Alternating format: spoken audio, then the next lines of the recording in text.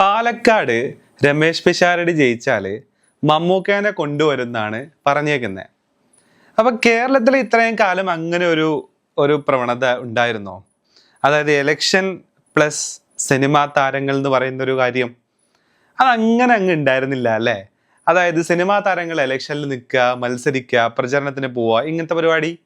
നമുക്കറിയാം കേരളത്തിൽ വർഷങ്ങളായിട്ടുള്ള ഒരു സിനിമാ താരം എന്ന് പറയുന്നത് ഒന്ന് KB ഗണേഷ് കുമാറാണ്. പിന്നെയുള്ളത് നമ്മുടെ മുകേഷ് MLA ആണ്. പിന്നെ ഉണ്ടായിരുന്നത് നമ്മുടെ എന്താ പറയാ ഇന്നസെന്റ് ഉണ്ടായിരുന്നു. അപ്പൊ ഇവരൊക്കെയാണ് സാധാരണയായിട്ട് ഉണ്ടായിരുന്നത് അല്ലേ? തമിഴ്നാട്ടിലേക്ക് നോക്കുകയാണെന്നുണ്ടെങ്കിൽ ഈ സിനിമാക്കാരുടെ പൊളിറ്റിക്കൽ പ്രവേശനം ഏറ്റവും കൂടുതൽ ഉണ്ടായിരുന്നത് നമ്മുടെ ഏറ്റവും നിയറസ്റ്റ് ആയിട്ടുള്ള ഒരു ഉദാഹരണം എന്ന് പറയുന്നത് തമിഴ്നാടാണ്. MGR ആണെന്നുണ്ടെങ്കിലും അതേപോലെ തന്നെ ഇപ്പോൾ നമ്മുടെ വിജയ് ആണെന്നുണ്ടെങ്കിലും അങ്ങനെ കുറെ ആൾക്കാർ അല്ലേ. അപ്പൊ അങ്ങനെ ഒരു പ്രവണത കേരളത്തിൽ അങ്ങനെ കണ്ടിരുന്നെന്ന് ചോദിച്ചു കഴിഞ്ഞാൽ ഇല്ല. പക്ഷേ ഈ പ്രാവശ്യത്തെ 2026 നിയമസഭാ തെരഞ്ഞെടുപ്പ് നമ്മൾ എടുത്ത് നോക്കുകയാണെന്നുണ്ടെങ്കിൽ അതിനകത്ത് നമുക്ക് ഒരുപാട് സെലിബ്രിറ്റികളെ കാണാം.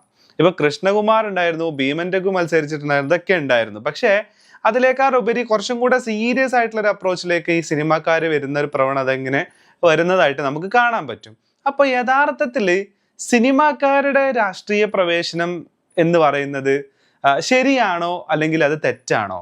അല്ലെങ്കിൽ അങ്ങനെ ഒരു അപ്രോച്ചിലേക്ക് രാഷ്ട്രീയ പാർട്ടികൾ പോകുന്നതിൻ്റെ കാരണം എന്തായിരിക്കും?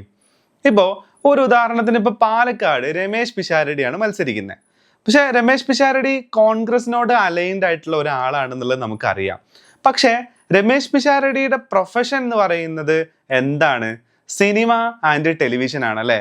പുള്ളി സിനിമയേക്കാൾ ഉപരി പുള്ളിയുടെ ഒരു പ്രൊഫഷനായിട്ട് വരുന്നത് ടെലിവിഷനാണ്. അപ്പൊ ടെലിവിഷനിലൂടെ പല പ്രോഗ്രാമിൽ എന്താ പറയാ ജഡ്ജസ് ആയിട്ട് പോകുന്നുണ്ട്, പല പ്രോഗ്രാമിന്റെ ഭാഗമാവുന്നുണ്ട് അല്ലേ? സിറ്റ്കോമുകൾ ചെയ്യുന്ന ഒരാളാണ്, നന്നായിട്ട് സംസാരിക്കുന്ന ഒരാളാണ്. ഇതൊക്കെ ശരിയാണ്. ആ കാര്യങ്ങൾ ചെയ്യാന്ന് പറയുന്നത് പുള്ളിയുടെ ജോലിയാണ്, പുള്ളിയുടെ വരുമാന മാർഗമാണ് അതല്ലേ. പക്ഷേ പുള്ളിക്ക് എത്രത്തോളം ഗ്രൗണ്ട് റിയാലിറ്റി അറിയും? പാലക്കാടിന്റെ പൾസ് അറിയും? പാലക്കാടിന്റെ പൊളിറ്റിക്സ് അറിയും? അല്ലെങ്കിൽ ഈ ഇലക്ഷനിൽ ഈ നിയമസഭാ തെരഞ്ഞെടുപ്പിൽ നിൽക്കുന്ന എല്ലാ സെലിബ്രിറ്റീസിനും അല്ലെങ്കിൽ ഏതൊക്കെ സെലിബ്രിറ്റീസിന് എത്രത്തോളം ഗ്രൗണ്ട് റിയാലിറ്റി അറിയാൻ പറ്റും? അപ്പോൾ ഇങ്ങനെയൊക്കെയുള്ള ക്വസ്റ്റ്യൻസ് ഉണ്ട്. മാത്രമല്ല അത്രയും കാലം ആ മണ്ഡലത്തിൽ പണിയെടുത്തിരുന്ന ഇപ്പൊ കോൺഗ്രസ് ആണെന്നുണ്ടെങ്കിലും CPM ആണെന്നുണ്ടെങ്കിലും BJP ആണെന്നുണ്ടെങ്കിലൊക്കെ അതിന്റെ പ്രവർത്തകര്, ആ മണ്ഡലത്തിൽ പണിയെടുത്ത അല്ലെങ്കിൽ ജനങ്ങളോട് ഇടപഴകിക്കൊണ്ടിരിക്കുന്ന ആ പ്രവർത്തകര് അവർക്കും ഉണ്ടാവുമല്ലോ നിയമസഭാ മോഹങ്ങളൊക്കെ. അപ്പൊ ഇങ്ങനെ കുറെ ക്വസ്റ്റ്യൻസ് ഉണ്ടല്ലേ. അപ്പൊ ശരിക്കും എന്തായിരിക്കും ഈ സെലിബ്രിറ്റീസിനെ യൂസ് ചെയ്യുന്നതിന്റെ ഒരു പ്രധാനപ്പെട്ട ഘടകം? ഒന്നാമത്തെ ഘടകം എന്ന് പറയുന്നത് എന്താണെന്നറിയോ? അത് ക്യാമ്പയിനെ കുറച്ച് ഈസി ആക്കി മാറ്റും എന്നുള്ളതാണ്. ഇപ്പോ പാലക്കാട് ജില്ലയിലെ പാലക്കാട് മുനിസിപ്പാലിറ്റിയിലോ അല്ലെങ്കിൽ പാലക്കാട് ടൗണിന്റെ പരിസര പ്രദേശങ്ങളിലൊക്കെ നന്നായിട്ട് വർക്ക് ചെയ്യുന്ന ഒരു കോൺഗ്രസിന്റെ പ്രവർത്തകൻ, അയാളെ ആ നാട്ടിലുള്ള അല്ലെങ്കിൽ ആ ഒരു പരിസര പ്രദേശങ്ങളിലുള്ള ആൾക്കാർക്കൊക്കെ നന്നായിട്ട് അറിയാം. അയാൾ നല്ല മനുഷ്യനാണ്, ജനങ്ങളോട് നല്ല രീതിയിൽ ഇടപഴകുന്ന ആളാണ്, അങ്ങനെ കമ്മ്യൂണിറ്റി വ്യത്യാസമൊന്നും ഇല്ലാത്ത ഇടപെടുന്ന ഒരാളാണ്, ജനങ്ങളുടെ നന്മയ്ക്ക് വേണ്ടിയിട്ട് എന്ന് മുന്നിൽ നിൽക്കുന്ന ആളാണ്. ഇങ്ങനെയൊക്കെയാണ് അയാൾ. പക്ഷേ പാലക്കാട് മുനിസിപ്പാലിറ്റിന്റെ പുറത്തുള്ള പഞ്ചായത്തുകളിലേക്ക് പോകുന്ന സമയത്ത് ഇങ്ങനെ ഒരു മനുഷ്യനെ അവർക്ക് അറിയോ? ഇല്ല. അറിയാനുള്ള സാധ്യത കമ്പാരിറ്റീവ്ലി കുറവാണ്. അപ്പോൾ ആ സ്ഥാനാർത്ഥിനെ നിയമസഭയിലേക്ക് മത്സരിപ്പിക്കുന്ന സമയത്ത് അതിന്റെ ക്യാമ്പയിന്റെ ഭാഗമായിട്ട് എന്ത് ചെയ്യേണ്ടി വരും? പുള്ളിനെ പ്രൊമോട്ട് ചെയ്യേണ്ടി വരും നമ്മളല്ലേ.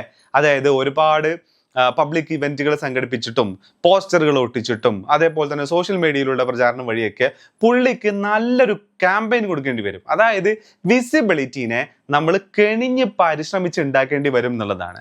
പക്ഷേ അവിടേക്ക് ഒരു സെലിബ്രിറ്റി വരികയാണെന്നുണ്ടെങ്കിലോ, ഈ സെലിബ്രിറ്റി സിനിമയിൽ അത്യാവശ്യം ഫേമസ് ആയിട്ടുള്ള ഒരാളാണെന്നുണ്ടെങ്കിൽ അവിടെ എന്താ യഥാർത്ഥത്തിൽ സംഭവിക്കുക? ഈ ക്യാമ്പയിനെ വളരെ ഈസിയാക്കി മാറ്റും എന്നുള്ളതാണ്. കാരണം ആളുകൾക്ക് ഈ ഒരു ഫിഗർ, ഈ ഒരു മുഖം സുപരിചിതമായിരിക്കും.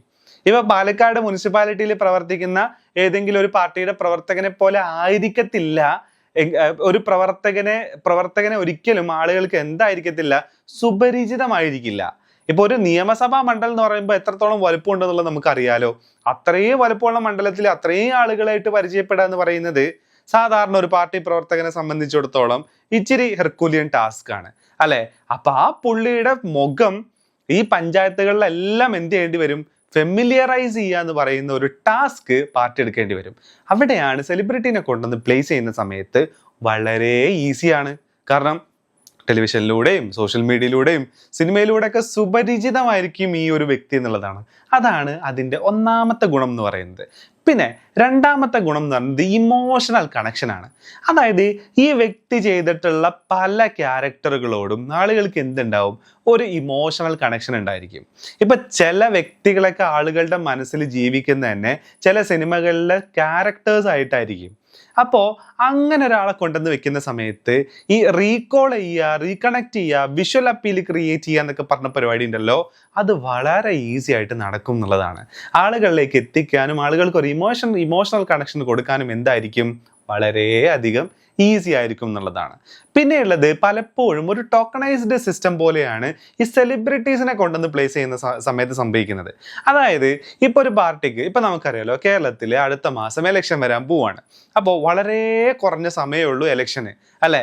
അപ്പോൾ ഒരു പാർട്ടിക്ക് ക്യാമ്പയിൻ ചെയ്യുക, അല്ലെങ്കിൽ ഇപ്പോൾ വേറൊരു ഉദാഹരണം പറയുകയാണെന്നുണ്ടെങ്കിൽ ഒരു പാർട്ടിക്ക് അവിടെ ഒരു കാൻഡിഡേറ്റിനെ നിർത്തി അയാളെ ഫെമിലിയറൈസ് ചെയ്ത് കൊണ്ടുവരാന്ന് പറയുന്നത് വളരെ പാടാണല്ലേ. അപ്പോൾ അങ്ങനത്തെ സന്ദർഭത്തിൽ ടോക്കണൈസ്ഡ് സിസ്റ്റം, അതായത് സെലിബ്രിറ്റീനെ കൊണ്ടുവന്ന് നിർത്തിയിട്ട് വളരെ ചുരുങ്ങിയ കാലം കൊണ്ട് ക്യാമ്പയിൻ ചെയ്ത് ആളുകളെ വിജയിപ്പിച്ചെടുക്കും. പക്ഷേ ആ മണ്ഡലത്തിലെ കാര്യങ്ങൾ തീരുമാനിക്കുന്നതും ആ മണ്ഡലത്തിലെ പോളിസികൾ തീരുമാനിക്കുന്നതൊക്കെ ആരായിരിക്കും?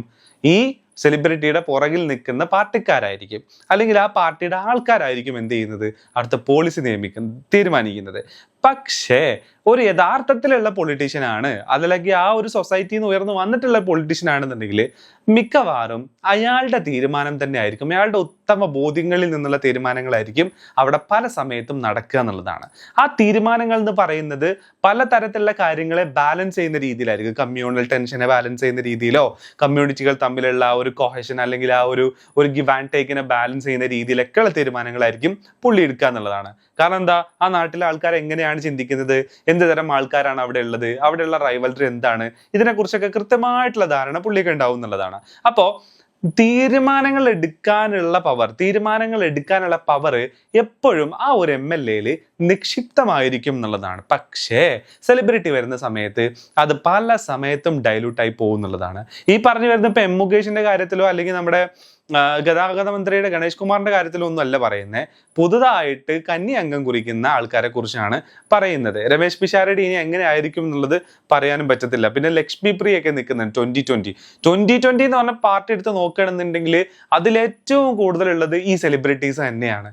അഖിൽമാരാർ ഉണ്ട് NDA, പിന്നെ അതേപോലെ തന്നെ ലക്ഷ്മി പ്രിയ ഉണ്ട്. അങ്ങനെ കുറെ ആൾക്കാർ നിൽക്കുന്നുണ്ട് എന്നുള്ളതാണ്. ലക്ഷ്മി പ്രിയയുടെ ഒരു കേസിൽ ലക്ഷ്മി പ്രിയയുടെ പേര് വോട്ടേഴ്സ് ലിസ്റ്റിൽ എന്ന് പറഞ്ഞിട്ട് മിക്കവാറും പുള്ളിക്കാരിക്ക് നിൽക്കാൻ പറ്റില്ല. അങ്ങനെ ഒരു വാർത്തയും കൂടെ ഇതിന്റെ കൂട്ടത്തിൽ വരുന്നുണ്ട് എന്നുള്ളതാണ്. അപ്പോൾ 2020 എന്തുകൊണ്ടായിരിക്കും അങ്ങനെ സെലിബ്രിറ്റീസിനെ ചൂസ് ചെയ്യാനുള്ള കാരണം?